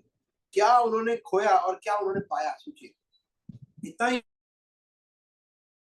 नेक्स्ट मनवंतर तो बलि महाराज को वापस इंद्र तो बनाया ही, ठीक है, ये मनवंतर में बलि तुम इंद्र बनोगे। तो ये भगवान की कृपा है। तो बलि महाराज हमारे आत्म निवेदन के आचार्य है, जिन्होंने पूरा सर्वस्व अपना भगवान को दे दिया। तो ये आचार्य है हमारे भक्ति की जो 9 विधियां है, उसमें आत्म निवेदन एक और विधि है, जिसमें बलि महाराज हमें सिखाते हैं किस तरह से भगवान का सर्वस्व, अपना सर्वस्व व्यक्ति भगवान की सेवा में दे सकता है। ठीक है। एंड द लास्ट जो आता है वो भी बहुत ही इंटरेस्टिंग कथा है। ये 8वां स्कंद है, वो यूनिक है, जिसमें भगवान के 3 बैक टू बैक, एक्चुअली 4 अवतार आते हैं। कौन कौन से अवतार अभी हमने चर्चा किया, देखते हैं कितना याद है आप लोगों को। नरसिंह अवतार, कुर्म अवतार, कूर्मा अवतार और 8वें स्कंद। मोहिनी कूर्मा अवतार, मोहिनी वामन अवतार, अवतार। वामन अवतार। Kurma, very good. कूर्मा अवतार, मोहिनी, वामन, ये मैंने चर्चा किया। चौथा अवतार भी भगवान इसी स्कंद में आ रहा है, वो है मत्स्य अवतार। तो ये मत्स्य अवतार जो है उसमें राजा सत्यव्रत से चाक्षुष मनवंतर, जो कि छठा मनवंतर है। तो इस देखिए, मनवंतर का मतलब होता है कि मनु। तो ब्रह्मा जी के एक दिन में 14 मनु होते हैं, 14 मनु जो ब्रह्मा जी के एक दिन में, और हर एक मनु जो है वो 1000 चतुर्युग जीता है, मतलब सहस्त्र युग पर्यंतम अहर्यत ब्रह्मण युग। तो ये थोड़ा डिटेल है, उस पर हम नहीं जाएंगे, बट कहने का मतलब है कि 14 मनु में से अभी जो मनु चल रहा है वो 7वां है, स्वयंभू मनु, विवस्वान, जिसका नाम विवस्वान है। स्वयंभू नहीं, सॉरी, वैवस्वत मनु, स्वयंभू इज द फर्स्ट वन। तो छठा जो है वो चाक्षुष मनु है। तो ये चाक्षुष मनु की मनवंतर, ये मनवंतर नहीं, उसके पहले के मनवंतर की बात है, जिसमें कई हजार चतुर्युग पहले की बात है। ये मतलब कहने में बहुत साल पहले की बात है। तो उस समय पे राजा सत्यव्रत करके राजा थे, सत्यव्रत या प्रियव्रत, सत्यव्रत राजा थे। तो वो अपना नित्य पूजा कर रहे थे। तो वहां पे उन्होंने आचमन देने के लिए किया, तो उनको एक मछली मिली। अरे मछली, तो मछली बातें करने लगी कि हे राजा, मुझे डर लग रहा है, मुझे कोई अच्छे स्थान पे आप प्लेस करो, बिकॉज यहाँ पे और बड़े जीव है, मुझे खा जाएंगे। व्हाई नॉट, क्षत्रिय का धर्म होता है कि अपने शेल्टर में जो आया है, आश्रित है, उसको रक्षा देना। तो वो बोले ठीक है, उसको एक जग में रखते, बोले ठीक है यहाँ पे, ओके हैप्पी, ओके एंजॉय। नहीं, तुरंत साइज बड़ा कर दिया, जग की साइज का आकार ले लिया। बोला अरे नहीं हो सकता है, उसका ग्रोथ थोड़ा फास्ट होगा, फास्टेस्ट ग्रोइंग, ठीक है नेक्स्ट। बोला ठीक, कुआ लाओ, डालो, कुएं में डालते हैं। जैसे लगा कुएं की साइज की होगी, बोला ये क्या है, तो मत्स्य का साइज कुएं की साइज का हो गया। बोला यहाँ पे सफोकेशन हो रहा है, यहाँ पे मुझे थोड़ा जगह कम पड़ रहा है, बड़ी जगह पे डालो। तो नदी में डाल, ऐसे ही नदी में डाला, ह्यूज फिश, नदी की साइज की आकर। राजा बोल रहे, राजा कुछ सोचे, बोले ये क्या हो रहा है। उसके पहले बोला नहीं, ये भी मेरे लिए अनुकूल नहीं है, और बड़ा चाहिए। तो बोला इससे बड़ा पानी का स्रोत क्या हो सकता है, बोला एक ही है, समुद्र। समुद्र में डालते, वो समुद्र की साइज में फिश परिवर्तित हो जाती है। ये भगवान, देखिए भगवान जब अवतार लेते हैं तो कैसी कैसी अद्भुत लीलाएं करते हैं, कोई सोच भी सकता है क्या। सेम ऐसी लीला हुई थी, लीला तो पता नहीं, बट हमने जब मूवी देखा था, तो आप लोग अगर देखा हो तो हिरण्यकशिपु अपना विस्तार करता है ना, बड़ा करता है। तो इंद्र उसके सामने वो चीटी देता है, इंद्र बोले कौन है, वो इंद्र बोले इंद्र, हिरण्यकशिपु देख क्या बोल रहा है। फिर वो देखते हैं कि ये कौन है, तो भगवान ऐसे देखते हैं ये मच्छर कौन है। भगवान के सामने इतना सा बता रहा है, that is Krishna, that is God. तो यहाँ पे मत्स्य अवतार में भगवान बता दे कि मैं कौन हूँ। भगवान ह्यूज समुद्र के रूप में अपना विस्तार करते हैं, और एक्चुअली उसके पीछे रीजन था, वो आप बाद में बताएंगे। तब राजा समझ जाता है कि नहीं, ये भगवान ही हो सकते हैं और कोई नहीं कर सकता। तो वो फिर हाथ जोड़ के स्तुति करता है, प्रार्थना करता है। फिर भगवान प्रकट होते हैं, भगवान दर्शन देते हैं कि हे राजा, तुम बहुत भाग्यशाली हो, तुम बहुत ही पायस हो, संत पुरुष हो। मैं तुम्हें एक सेवा देता हूँ कि अभी 1 हफ्ते के अंदर प्रलय आ जाएगा, महाप्रलय, और फिर नेक्स्ट युग शुरू होगा, सतयुग। तो सब जलमग्न हो जाएगा, कुछ बचेगा नहीं। तो तुम्हें भगवान लिस्ट देते हैं कि वेदों को बचाओ, वृक्षों को बचाओ, योनियों को बचाओ, ब्राह्मणों को बचाओ। भगवान लिस्ट देते हैं इतने इतने लोगों को बैठ के एक बोट भेजूंगा मैं, बोट में बैठ जाना बस, और ये जो फिश है उससे बोट को बांध देना, उसके जो हॉर्न होते हैं उसके बोट को बांध देना, बस बाकी सब मैं संभाल लूंगा, क्योंकि मैं तो हूँ फिश। तो इस तरह से भगवान वेदों की रक्षा करने के लिए, ब्राह्मणों की रक्षा करने के लिए भगवान ने अवतार लिया, मत्स्य अवतार। बिकॉज इसके पहले के मनवंतर में हयग्रीव करके राक्षस था, उसने ये किया हुआ था, अपहरण किया था, ब्रह्मा जी से चोरी कर लिया था। तो ये देवताओं का ये फेवरेट पास टाइम है, वेदों को, ज्ञान को हर लेना। तो उससे बचाने के लिए भगवान ने मत्स्य अवतार धारण किया, ऐसा। वहां पे फिर 8वां स्कंद समाप्त होता है। हमारे पास 15-20 मिनट है, सो विल ट्राई टू थोड़ा स्पीड फास्ट जाने का प्रयास करेंगे। 9वां स्कंद का टाइटल है लिबरेशन, मुक्ति, जो कि भगवान का गला है, 9वां स्कंद। And this is beautiful character, जिसमें one of the best pastime आता है राजा अम्बरीश का और दुर्वासा मुनि का। तो हम मुख्य मुख्य पास्ट टाइम को चर्चा करेंगे। अम्बरीश महाराज जो थे, ये पूरे चंद्रवंश का वर्णन आता है, फिर सूर्यवंश का वर्णन आता है, और फिर उसके बाद एक्चुअली सूर्यवंश के बाद इसमें सूर्यवंश आएगा, उसमें भगवान रामचंद्र प्रकट होते हैं। उसके बाद फिर यहाँ पे रामचंद्र का भी वर्णन आता है 9वें स्कंद में, भगवान इक्ष्वाकु कुल का। तो उसके बाद चंद्रवंश धीरे धीरे आएगा, वही पूरा कथा आता है किस तरह से सूर्यवंश चंद्रवंश में ट्रांजिशन होता है, और फिर चंद्रवंश में भगवान कृष्ण प्रकट होते हैं। ये पूरा वर्णन आता है यदुकुल में, जो 10वें स्कंद में आएगा। तो ये 9वें स्कंद से 10वें स्कंद में सूर्यवंश से चंद्रवंश का ट्रांजिशन आता है, तो ये भी एक हाईलाइट है 9वें स्कंद का। एनीवे, अम्बरीश महाराज जो थे वो भगवान के one of the most exalted devotee, परम भक्त थे, और पूरे पृथ्वी के राजा थे। ऐसा नहीं है कि सिर्फ एक जगह के राजा थे, पृथ्वी के राजा थे, है ना, परंतु फिर भी भगवान के भक्त थे। पूरा दिन उनके पास भगवान की भक्ति के अलावा कुछ कार्य नहीं था। ये बताया गया है, अपने हाथों को, पैरों को, सभी इंद्रियों को उन्होंने भगवान की सेवा में लगा दिया था, है ना। जैसे अभी सोचिए, अभी सबसे most rich, famous, busiest person, powerful person भगवान का भक्त हो, पॉसिबल है? अमेरिका का राष्ट्रपति है, भगवान का भक्त हो, कुछ करे ही नहीं, यही करे, ऐसे थे राजा अम्बरीश। तो अम्बरीश महाराज एक बार ऐसा हुआ कि उन्होंने एकादशी का व्रत किया था, और दुर्वासा मुनि जो कि ब्रह्म ऋषि है, अपने 10,000 शिष्यों के साथ वहां पे आए। राजा मैं स्नान करने जा रहा हूँ, फिर आके मैं प्रसाद ग्रहण करूंगा, तो व्यवस्था करो। राजा बोले ओके। तो उनको आने में लेट हो गया। द्वादशी का दिन था, और उनको पारणा, जैसे अभी हम लोग एकादशी के दिन व्रत करते हैं, फिर नेक्स्ट डे कुछ पर्टिकुलर टाइम होता है ना, 6:30 से 8:30, 7 से 8:30, 9:30, उसमें हमें पारणा करना होता है ना, वरना एकादशी का फल प्राप्त नहीं होता है। हम क्या करते हैं, भगवान का महाप्रसाद लेते हैं, राइस लेते हैं, जगन्नाथ राइस लेते हैं, और उस तरह से तो तोड़ते हैं उसको।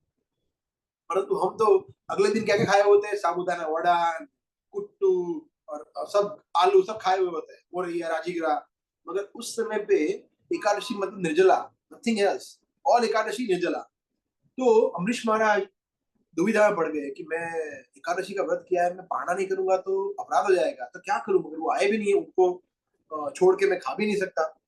तो उन्होंने अपने जो पुरोहित थे, ब्राह्मण ने कंसल्ट किया। उन्होंने बोला कि राजा एक काम करो, आप एक पानी का बूंद पी लो, ताकि आपका फास्ट ब्रेक भी हो जाए और खाया भी ना हो, ऐसा हो जाए। तो थोड़ा अच्छा प्रैक्टिकल सॉल्यूशन है, थोड़ा ठीक है। उन्होंने ऐसा किया। जैसे ही ऐसा किया, दुर्वासा मुनि वापिस आया, बोला तुमने पानी पी लिया, मैं तुम्हें श्राप देता हूँ। ऐसे करके उनके जितने पावरफुल ऋषि थे, अपने बाल में से एक उन्होंने एक राक्षस पैदा किया, और वो राक्षस इतना भयानक राक्षस था कि वो बोला कि राक्षस अम्बरीश महाराज को मार दो। सोचिए कितना क्रोध है दुर्वासा मुनि को। तो हमें ऐसा नहीं बनना है दुर्वासा मुनि जैसा और अम्बरीश महाराज जैसा बनना है। मगर अम्बरीश महाराज बिल्कुल ऐसे ही हाथ जोड़ के खड़े हैं कि ठीक है, भगवान को मुझे मारना हो तो मार देंगे, जैसे प्रहलाद महाराज कहते हैं ना कि बचाना हो तो बचाएंगे, मारना हो तो मारेंगे, जैसा उनको करना है वो करेंगे। वैसे ही अम्बरीश महाराज हाथ जोड़ के खड़े रह गए। परंतु तुरंत ही सुदर्शन चक्र आया और सुदर्शन चक्र कुछ भी वो असुर कुछ भी करे उसके पहले ही उसको खत्म कर दिया। सुदर्शन चक्र बोला नहीं अभी खत्म नहीं हुआ है, अभी शुरू हुआ है। फिर सुदर्शन चक्र ने नेक्स्ट चेस किया दुर्वासा मुनि। दुर्वासा मुनि अरे मैंने क्या किया, बोला तुमने तो सब कुछ किया है, रुको। भागा, दुर्वासा मुनि भागे और सुदर्शन चक्र उनके पीछे पीछे। जैसे हम देख रहे हैं ना कि जब वो भगवान नरसिंह देव प्रकट होते हैं मूवी में, सुदर्शन चक्र सबको गिन गिन के मारते हैं। सुदर्शन सुदर्शन मतलब भगवान की परम भक्त है। तो सुदर्शन चक्र उनके पीछे भाग रहे हैं। तो सबसे पहले गए अपने पिता के पास, बोला ब्रह्मदेव बचा लो। ब्रह्मदेव क्या बचाए सुदर्शन चक्र से? बोला नहीं नहीं सॉरी, सुदर्शन चक्र हमारे टेरिटरी से बाहर है, मैं कुछ नहीं कर सकता। बोला शिव जी के पास जा सकते हैं। तो वो शिव जी के पास गए। शिव जी के पास शिव जी बोला नहीं मैं भी कुछ नहीं कर सकता। नो, सुदर्शन शिव जी एक्चुअली फिलोसफी बोल रहे हैं कि देखो हमें गुस्से पे काबू रखना चाहिए। शिव जी ने मना नहीं किया, मगर फिलोसफी बोल रहे हैं कि देखो तुमने गलत किया, वैष्णव का अपराध नहीं करना चाहिए वगैरह वगैरह। तो ये नहीं बचाएंगे। तो अभी तो भगवान ही बचा सकते हैं, तो भगवान के पास जाते हैं। तो भगवान विष्णु वो भी बोल रहे हैं कि सॉरी मैं भी नहीं बचा सकता। बोला क्या, ये तो आपका ही है सुदर्शन। बोला मगर ये मेरे कंट्रोल में नहीं है, ये मेरे भक्तों के कंट्रोल में है। अहम भक्त पराधीन, कि मैं मेरे भक्तों के अधीन हूँ, भक्त जैसा बोलेंगे वैसा करूंगा मैं। भगवान नरसिंह देव भी बोलते हैं ना प्रहलाद महाराज के, प्रहलाद नहीं विष्णु भगवान विष्णु बोलते हैं ना कि मैं तुम जैसे भक्तों का दास हूँ। एक्चुअली भगवान ये भागवत में बोलते हैं कि अहम भक्त पराधीन, मैं भक्तों के अधीन हूँ। ये भगवान बोलते हैं दुर्वासा मुनि। दुर्वासा बोलते तो क्या करूं? बोला उन्हीं के पास जाओ जिनका अपराध किया है, अम्बरीश के पास। अम्बरीश महाराज के चरणों में जाके गिर जाते हैं। अम्बरीश महाराज भी उनको बोलते कि नहीं नहीं क्या कर रहे हैं ब्रह्म ऋषि, मुझे आप लज्जित मत कीजिए। फिर वो उनको ग्लोरीफाई करते हैं। दोनों मतलब दोनों की आंखों में आंसू आ रहे हैं। और देन सुदर्शन चक्र को बोले, अम्बरीश महाराज बोले कि हे सुदर्शन, उनकी स्तुति करें सुदर्शन की कि आप प्लीज ब्रह्मर्षि पे कृपा करिए और आप यहाँ से चले जाइए। And that's how it is. तो भगवान यहाँ पे बता रहे हैं किस तरह से उनके भक्त सर्वोच्च है। अगर कर लिया जिन्होंने अपना पूरा जीवन दिया है भगवान की सेवा को, भगवान के प्रचार कार्य को। इसीलिए अगर आप मंगला आरती जब आते हैं तो हम 10 नाम अपराध गाते हैं। उसमें सबसे पहला नाम अपराध क्या है, कौन बताएगा? भगवान नाम के प्रचार में संपूर्ण जीवन समर्पित करने वाले महाभागवतों की निंदा करना। भगवान के नाम के प्रचार में जीवन को समर्पित करने वाले भक्तों की निंदा करना या उनको भला बुरा कहना, उनके प्रति अपराध करना, ये सबसे बड़ा अपराध है, सबसे प्रथम अपराध है वैष्णव अपराध। जो वैष्णव अपराध है वो चैतन्य महाप्रभु बताते हैं एक हाथी के समान है। जैसे पागल हाथी को आप खुला छोड़ दो तो बगीचे को तहस नहस कर देगा। तो अगर अपने वैष्णव अपराध हमने किया तो पागल हाथी की तरह हमारे भक्ति का जो बगीचा गार्डन है उसको तहस नहस कर देगा। हम दूर दूर तक भक्ति भगवान का प्रेम उसको प्राप्त नहीं कर पाएंगे अगर वैष्णव अपराध किया। इसलिए वैष्णव अपराध की महिमा बताई है इस पूरे प्रकरण से। फिर आगे शौबरी मुनि की कथा दी है। शौबरी मुनि की कथा में बहुत वीक में लेंगे, एक आध मिनट में। ये ऐसे मुनि थे जो बोले कि मुझे कुछ नहीं चाहिए, मुझे एकांत चाहिए, एकांत। मैं यहाँ बाहर बहुत डिस्ट्रैक्शन है, फेसबुक ट्विटर इंस्टाग्राम बहुत सब कुछ है, मुझे कुछ नहीं चाहिए। मैं क्या करूंगा, मैं जल के अंदर जाके तपस्या करूंगा, कोई डिस्टर्बेंस नहीं होगा ऐसा। तो वहां पे 2 मछली थी, चू चू चू चू कर रही थी, है ना। तो उन्होंने आंखें खोली ऐसे, बोला अच्छा ओहो मछली जल क्रीड़ा कर रही है, मछली एंजॉय कर रही है, मछली इंद्र तृप्ति कर रही है। ओह मुझे भी इंद्र तृप्ति करनी है, मुझे विवाह करना है, ओह मुझे भी पत्नी चाहिए। मछली, सोचिए मछली कर रही थी क्रिया, ये सब मछलियां कर रही थी, उसमें से उनको इंटेंस सेक्स डिजायर हो गया, बाहर निकले और वहां जाके शादियां की। 50 राजकन्या शादियां की, सोचिए। तो ये लस्ट कभी भी हमें छोड़ नहीं सकता, विशेष करके एकांत स्थान पर अगर हम रहे, भक्तों के बगैर रहे, खत्म। इसलिए भक्तों का संग ही हमें बचा पाएगा। भक्तों का संग या श्रीमद् भागवतम का संग, हरिनाम का संग, अगर हम कृष्ण के संग में है या उनके भक्तों के संग में है तो बचे रहेंगे, माया के संग में है, कृष्ण से दूर है, खत्म, we will finish like Saubhari मुनि। वो तो मुनि थे, सोचिए तपस्वी थे, हम तो कहाँ के मुनि है, हम तो बहुत जल्दी संकट में आ सकते, पड़ सकते हैं। फिर उसके बाद अलग अलग राजाओं, मांधाता राजा का डिसेंडेंट्स के बारे में बताया है, और सगर कपिल देव को मिलते हैं, अंशुमान राजा का डायनेस्टी है। फिर भगवान रामचंद्र इक्ष्वाकुपुर में आते हैं, वो है। और रामचंद्र के बारे में बहुत ही ब्रीफ में वर्णन है, एक एक श्लोक में वर्णन है कि रामचंद्र आए, फिर वनवास, फिर रावण ने हरण कर लिया, भगवान ने वानरों की सहायता से, एक एक दो दो श्लोकों में पूरा वर्णन है। तो रामायण में जो डिटेल वर्णन है, ऐसा वर्णन भागवतम में नहीं है, परंतु वर्णन है। और फिर परशुराम जी का अवतार के बारे में ब्रीफ में वर्णन है। और फिर यह राजा ययाति का स्टोरी आता है, जिसने अपने पुत्र के साथ यूथ एक्सचेंज किया अगेन फॉर सेक्स प्लेजर। सोचिए, अनेक बार भागवत में बताया गया है कि ये जो लस्ट है, सो डेंजरस, क्या क्या चीजें करवाता है व्यक्ति से। तो ययाति भी उसके एग्जाम्पल है, इंद्र भी देखते हैं हम, और अनेक अनेक ऐसे एग्जाम्पल है। और फिर ययाति के कुल में फिर आते हैं यदु। यदु के कुल में आता है भगवान कृष्ण, जो कि है 10वां स्कंद, है ना। तो 10वें स्कंद में मैं सोच रहा था कि उसमें क्या बताएं। आप सबको सब कुछ पता ही है, जन्माष्टमी अभी गई है, हमने भगवान कृष्ण की लीलाओं के बारे में चर्चा किया है, आपने कृष्ण बुक पढ़ी होगी, तो भगवान का सब पूरा वर्णन है। सो लाइक जन्म से लेके जिस तरह से भगवान को एक्सचेंज किया, यशोदा माता और नंद महाराज के घर पे एक्सचेंज किया, फिर कंस ने सब राक्षस भेजे, कंस का वध हुआ, फिर भगवान के वृंदावन के पास टाइम्स उसके पहले आते हैं, वो फिर उद्धव अक्रूर जी लेने आता है, फिर कंस का वध होता है, फिर उद्धव जी आते हैं, गोपियों को बताते हैं कि मैं आऊंगा, कृष्ण का संदेश देते हैं, गोपियों का रुदन, गोपियों का गीत, फिर द्वारिका की लीला। तो पूरा इस तरह से एवरीथिंग, दिस इज द सबसे बड़ा स्कंद ये है 10वां स्कंद, जिसमें 90 चैप्टर है, 90 चैप्टर्स। बाकी सारे जहाँ पे 15, 20, 25 मैक्सिमम होते चैप्टर है, तो ये हर एक स्कंद से सबसे बड़ा स्कंद है। अभी मैं यही स्कंद पढ़ रहा हूँ, तो मैं अभी हाफ वे हूँ, आधे पे हूँ। तो या दिस इज भगवान का मुख मंडल। सोचिए भगवान का सबसे मनमोहक चीज क्या है, उनका मुख जो हम देखते हैं जब हम भगवान के दर्शन करते हैं, तो ऑफ कोर्स भगवान के चरण कमल भी उतने ही मनमोहक है, परंतु भगवान का मुख मुद्रा, मुख मंडल फिर भी उनका मुख मंडल है। तो 10वां स्कंद उसकी तो कोई बात ही क्या करें। परंतु 10वां स्कंद डायरेक्टली हमें नहीं पढ़ना चाहिए। ये पूरा पढ़ने के बाद जो हम समझते हैं कि ओहो भगवान ऐसे है, मत्स्य अवतार, वामन अवतार, मोहिनी अवतार, परशुराम अवतार, रामचंद्र अवतार, कूर्म अवतार, ये लीला है, भक्तों की लीला है, नरसिंह अवतार, फिर पूरा पढ़ने के बाद अच्छा कृष्णस्तु भगवान स्वयं, फिर हम समझते हैं कि वो अवतारों के मूल कृष्ण है, तब हम समझते हैं। इसलिए भागवतम को स्टेप बाय स्टेप पढ़ना चाहिए। ठीक है, तो अभी हम थोड़ा फास्ट जाते हैं, 10वें स्कंद को फिर हम थोड़ा स्किप करते हैं। 11th एंड 12th स्कंद को थोड़ा हम 5 मिनट में चर्चा करते हैं।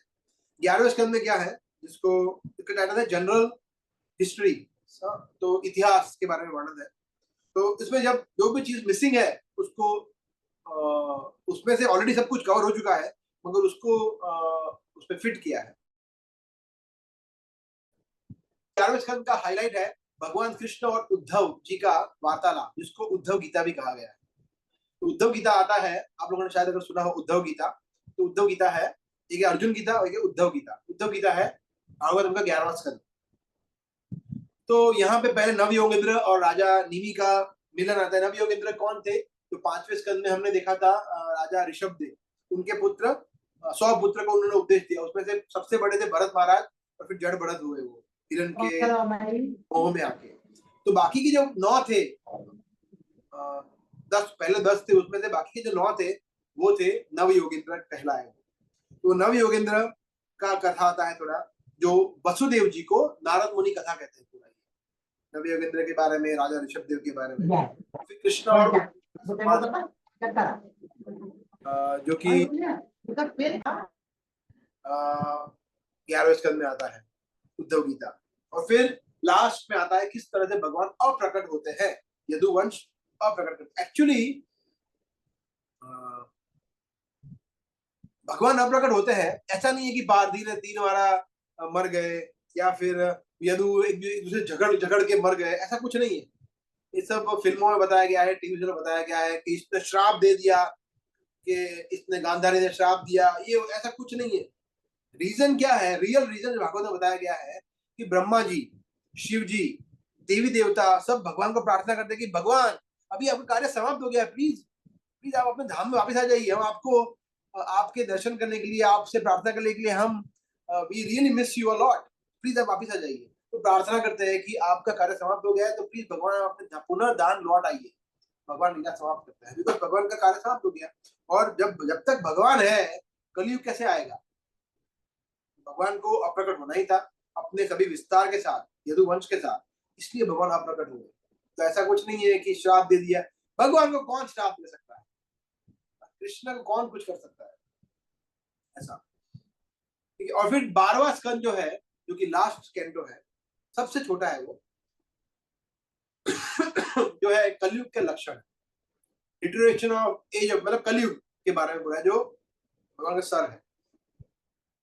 जो कलयुग का वर्णन है इसमें कि कलयुग में क्या क्या होगा, और इसमें पूरा वर्णन है कि किस तरह से भाई भाई का शत्रु हो जाएगा। अभी जो हो रहा है ना, सब कुछ वर्णन है कि व्यक्ति का योग्यता, जब विवाह करेंगे तो उसका योग्यता उसके अच्छे गुणों को नहीं देखेंगे, उसके धन को देखेंगे, उसकी शक्ति को देखेंगे, उसकी सेक्स डिजायर फुलफिल करने की शक्ति को देखेंगे, ये सब चीज देखेंगे। ये भागवत में वर्णन है। और भाई भाई करेगा, माता पिता को लोग त्याग करेंगे, सब कुछ जो हो रहा है ना, सब कुछ पहले से व्यासदेव ने वर्णन कर दिया। सोचिए आप भागवत में। और फिर 4,27,000 वर्ष के बाद, अब से मतलब 4,32,000 वर्ष के बाद भगवान अपीयर होंगे, कल की अवतार होगा, जो एक विष्णु यश नाम का ब्राह्मण होगा, शंभल नाम का राज्य होगा, उनके घर में प्रकट होंगे। पूरा वर्णन है। और भगवान श्वेत वस्त्र धारण करे होंगे, वो घोड़े पे सवार होंगे, उनके हाथ में तलवार होगी, और जो भी कपटी, दुष्ट, पापी राजा होंगे सबको विनाश करेंगे और वापिस सत्ययुग की स्थापना करेंगे। ये कल की भगवान का प्रयोजन है। इस तरह से भागवत का पूरा वर्णन है, और भी बहुत सारे डिटेल वर्णन है इसमें, बट मोटा मोटा कल की भगवान के ऊपर वर्णन है। और किस तरह से फिर परीक्षित महाराज पास he leaves the body, because वहां शुरुआत होती है ना, हम देखते हैं ना कि बड़ा फोल्डर फोल्डर फोल्डर बता रहे थे ना अरेंज प्रभु के, पूरा भागवतम जो है वो कंप्यूटर के फोल्डर की तरह है। इसमें सबसे बाहर का वार्तालाप किसका है? शौनक आदि ऋषि नैमिषारण्य में चर्चा कर रहे हैं, सूत गोस्वामी से प्रश्न पूछ रहे हैं, वो रेफरेंस दे रहे हैं जो कुरुक्षेत्र के पास शुकताल जगह है, जो नॉर्थ इंडिया में अभी है, वहां पे सुखदेव गोस्वामी ने परीक्षित महाराज को जो कथा सुनाया था, जो श्राप मिला था श्रृंगी ऋषि से, तो वगैरह वगैरह, तो वो रेफर करके बता रहे। और वो फिर मेन कॉन्वर्सेशन जो है, जैसे अभी हमने चर्चा किया नारद मुनि और युधिष्ठिर महाराज का, या फिर देवताओं के बीच में, या वसुदेव और नारद मुनि के बीच में, तो वो रेफरेंस, उसको रेफरेंस देके आता है। तो इस तरह से अलग अलग कॉन्वर्सेशन है। तो अभी यहाँ पे कॉन्वर्सेशन क्या हो रहा है कि किस तरह से परीक्षित महाराज ने, अभी वो पूरा परीक्षित महाराज ने पूरा भागवतम सुन लिया और वो भाव विभोर हो गए, उनकी आंखों में से आंसू बह रहे हैं और वो स्पीचलेस हो गए, मंत्रमुग्ध हो गए कि मैंने क्या सुन लिया, परम भगवान की कथा सुन ली, वो भी सुखदेव गोस्वामी इससे महान भक्त के मुख से। तो जो, और उसके साथ साथ नारद मुनि सब बैठे हुए थे वहां सुनने के लिए, सोचिए। तो वो इस तरह से भगवान की कथाओं, भगवान कथाओं के चिंतन में लीन थे और फिर भगवान के धाम जाते हैं। तो ये पूरा वर्णन करते हैं कौन? शौनक आदि ऋषि करते हैं, सॉरी सूत गोस्वामी करते हैं शौनक आदि ऋषि को। इस तरह से परीक्षित महाराज जो कि परम भक्त थे भगवान के धाम गए, सुखदेव गोस्वामी ने इस तरह से उनको भागवतम सुनाया। तो वहां भागवतम समाप्त होता है और मार्कंडेय ऋषि और नर नारायण ऋषि का थोड़ा सा कथा आता है लास्ट में। और फिर शिव जी और पार्वती किस तरह से उनको वरदान देते हैं मार्कंडेय ऋषि को, वो भी वर्णन आता है। एंड लास्ट में फिर सूत गोस्वामी भागवतम की महिमा बताते हैं, जिसमें 13वां जो लास्ट चैप्टर है, 13 चैप्टर, उसका 13 श्लोक है, जिसमें प्रौष्ठपाद्याम पौर्णमास्याम हेम सिंहा समस्थितम तदामी तो यदामी यो भागवतम सयाति पराम गति। कि भद्रमास की पूर्णिमा को अगर कोई व्यक्ति ये भागवतम श्रवण करता है, लेता है, किसी को गिफ्ट करता है, वो सीधा भगवान के धाम जाता है। अभी 7 सितंबर को जो भागवत भद्र पूर्णिमा है, उसके लिए हम लोगों ने आपसे चर्चा किया था शुक्रवार को। तो आप सभी से निवेदन है कि प्लीज आप भागवतम रिसीव करिए, इससे श्रेष्ठ कुछ है ही नहीं। हमारे पूरे अगर आप देखिए भौतिक जगत में तो एक हरिनाम और एक श्रीमद् भागवतम, दो ही है हमारे लिए, तीसरा है ही नहीं। श्रवण और कीर्तन, कीर्तन करने के लिए हमें भगवान तुलसी माला चाहिए, हरिनाम चाहिए, और श्रवण करने के लिए हमें भागवतम चाहिए। भागवतम एंड हरिनाम अगर दो हमारे पास है तो हम प्रोटेक्टेड है। We are like Amrish Maharaj, we are protected by Sudarshan chakra, भगवान के एनर्जी से प्रोटेक्टेड है, योग माया से। अगर भागवतम पढ़ रहे हैं नित्य, तो ये बताया गया है नष्ट प्रायेषु अभद्रेषु नित्यम भागवत सेवया भगवती उत्तम श्लोक के भक्तिर भवती नैष्ठिकी। कि अगर नित्यम कोई व्यक्ति नित्य भागवत का श्रवण करता है, ये भागवतम का ही श्लोक है, तो उसके हृदय में भगवान की उत्तम श्लोक मतलब भगवान कृष्ण की निष्ठावान भक्ति को उदय होता है। अदरवाइज नहीं होता है, अदरवाइज बहुत डिफिकल्ट है। अदरवाइज हम देखे भागवतम, पूरे भागवतम यही हम देखते हैं कि कैसे कैसे दिग्गज लोग भटक गए। अजामिल, शौबरी मुनि, इंद्र, बृहस्पति, ऐसे अनेक जो किसी न किसी वस्तु से, व्यक्ति से विचलित हो गए। और वो कौन सा युग था? सतयुग, त्रेता युग था, उसमें भी। तो अभी तो कलयुग है, उसमें तो कितना डिस्ट्रैक्शन है, कहाँ पे हमारा बुद्धि भगवान में स्थिर होगा? एकमात्र श्रीमद् भागवतम है जो हमारा शेल्टर है, इसलिए श्रीमद् भागवतम। और दूसरा एक और चीज, कभी कभी लोग ये भी सोचते हैं कि ठीक है भागवतम हम यहाँ से पढ़ लेंगे, यहाँ से पढ़ लेंगे, ये भागवतम है वो सस्ता आता है, ये भागवतम है छोटा आता है, एक बुक है, इस महाराज की सुनोगी, इस प्रेस की सुनूंगा लूंगा। तो मगर that is not the right attitude. वो कोई तुलना ही नहीं है, कंपैरिजन ही नहीं है। फॉर एग्जाम्पल भगवान का चरणामृत और पानी, क्या तुलना है उसकी? चरणामृत भगवान के चरणों का अमृत है, और साधारण पानी भगवान की भौतिक शक्ति है, तो तुलना ही नहीं है। उसी तरह से प्रभुपाद ने रात रात जग के इतने सारे आचार्यों के रेफरेंस से लेके भगवान स्वयं उनको डिक्टेशन किए हैं, उन्होंने जो भागवतम के तात्पर्य लिखे हैं, और वो 18,000 श्लोक, संपूर्ण संस्कृत श्लोक, वर्ड टू वर्ड मीनिंग, अनुवाद, तात्पर्य। हालांकि वॉल्यूम बढ़ जाता है, 18 बुक होती है, मगर जेन्युइन चीज है, उसका वॉल्यूम तो बढ़ेगा ही।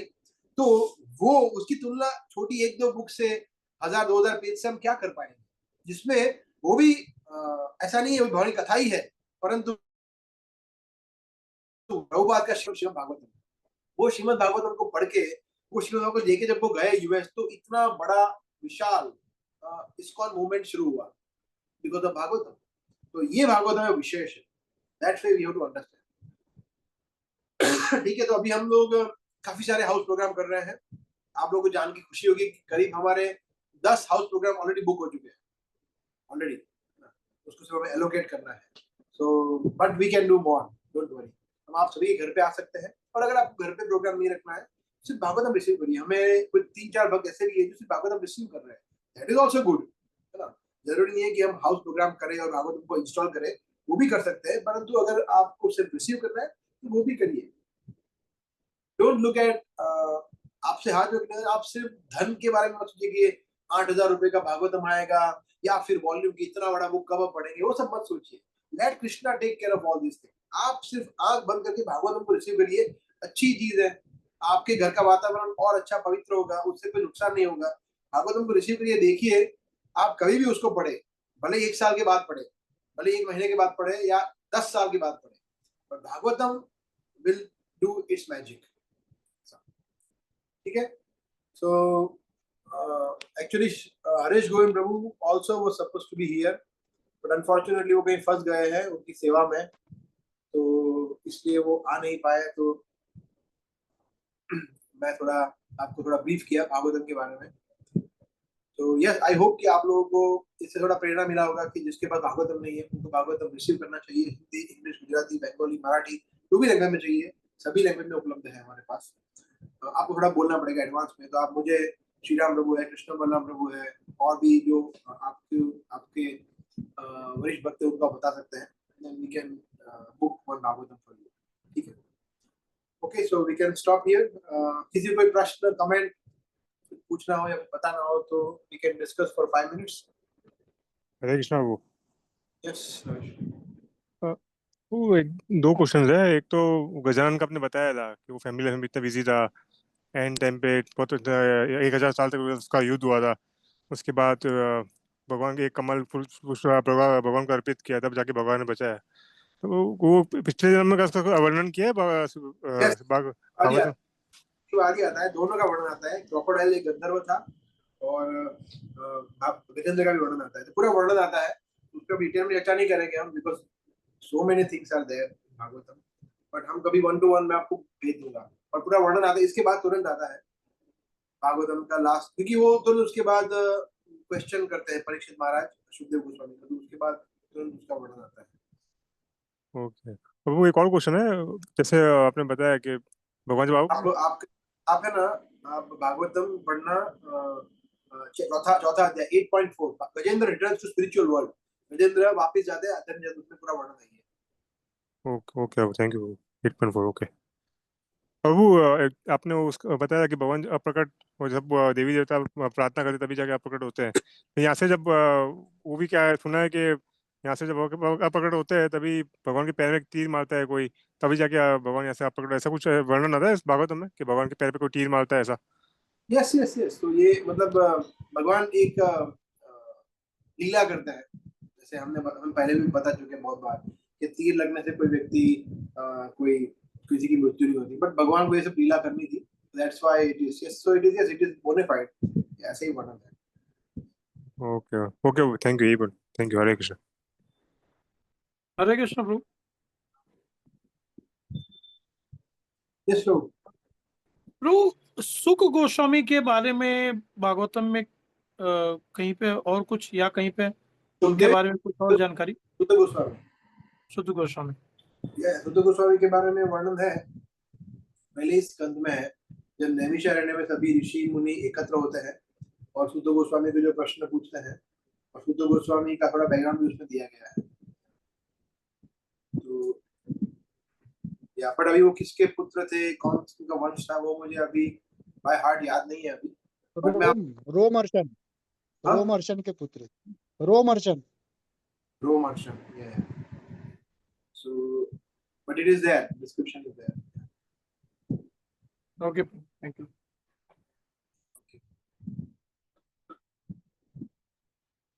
Okay, और कोई प्रश्न या कोई कमेंट?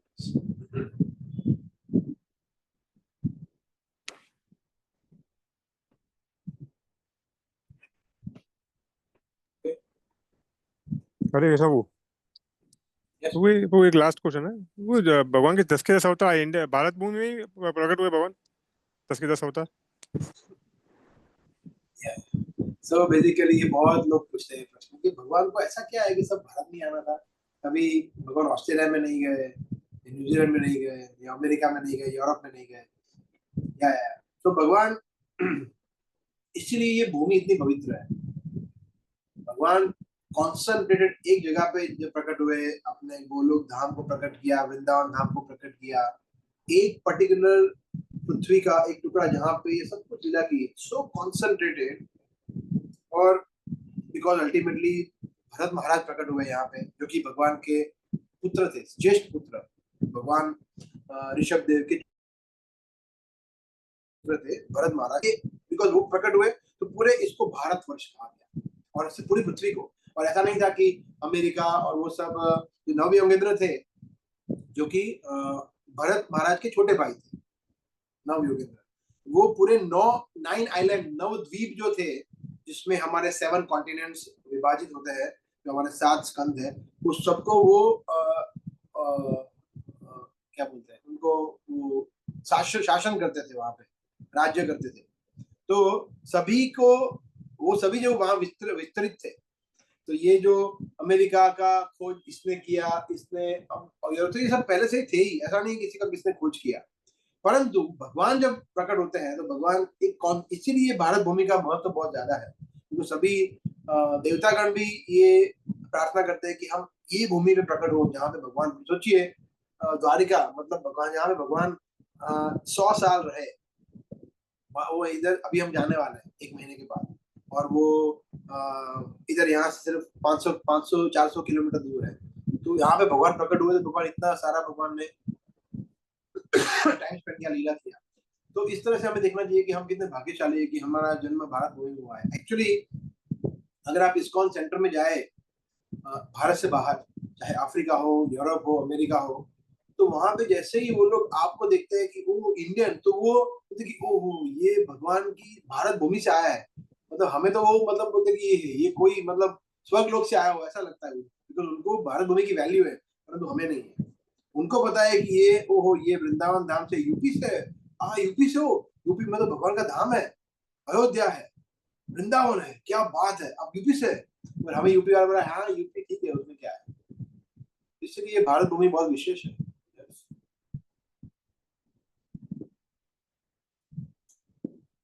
ओके ठीक है। तो अभी हम लोग मिलेंगे फ्राइडे को। तो फ्राइडे को मतलब संडे को राधाष्टमी है, राधा रानी का प्राकट्य। तो राधाष्टमी के ऊपर हम थोड़ा चर्चा करेंगे, कथा सुनेंगे फ्राइडे। तो फ्राइडे को भी ऑफलाइन आइए, स्पेशली नए भक्त है जो भी अभी हमसे जुड़े हैं, ये विशेष एक क्लास होगा राधाष्टमी के ऊपर, राधा रानी के तत्व के ऊपर। आप में से काफी लोगों को समझना है कि भगवान की शक्ति राधा रानी क्या है, भगवान विवाह की क्या लोग राधा रानी के ये तो हम समझने का प्रयास करेंगे फ्राइडे। और फिर राधाष्टमी पे हम सब आएंगे देखे, फिर दोपहर तक हमारा फेस्टिवल होगा। 11:30 को अभिषेक होगा और फिर 12 बजे के बाद प्रसाद होगा। 12 बजे तक हम फास्टिंग करते हैं, प्रसाद होगा। वेरी बिग फेस्टिवल, 2-2.5 हजार लोग आएंगे प्रसाद लेने। या इस फेस्टिवल टाइम बाद फिर भद्र पूर्णिमा की, भद्र पूर्णिमा के बाद गीता जयंती आएगा, सॉरी बाद तो फिर दामोदर महीना आएगा, गोवर्धन पूजा आएगी, फिर गीता जयंती। तो अभी फेस्टिवल टाइम शुरू हो गया। We just have to be ready. Okay, so we can stop here. Thank you very much. Nantraj Bhagavatam की श्री प्रभुपाद की जय जय जय हिंद।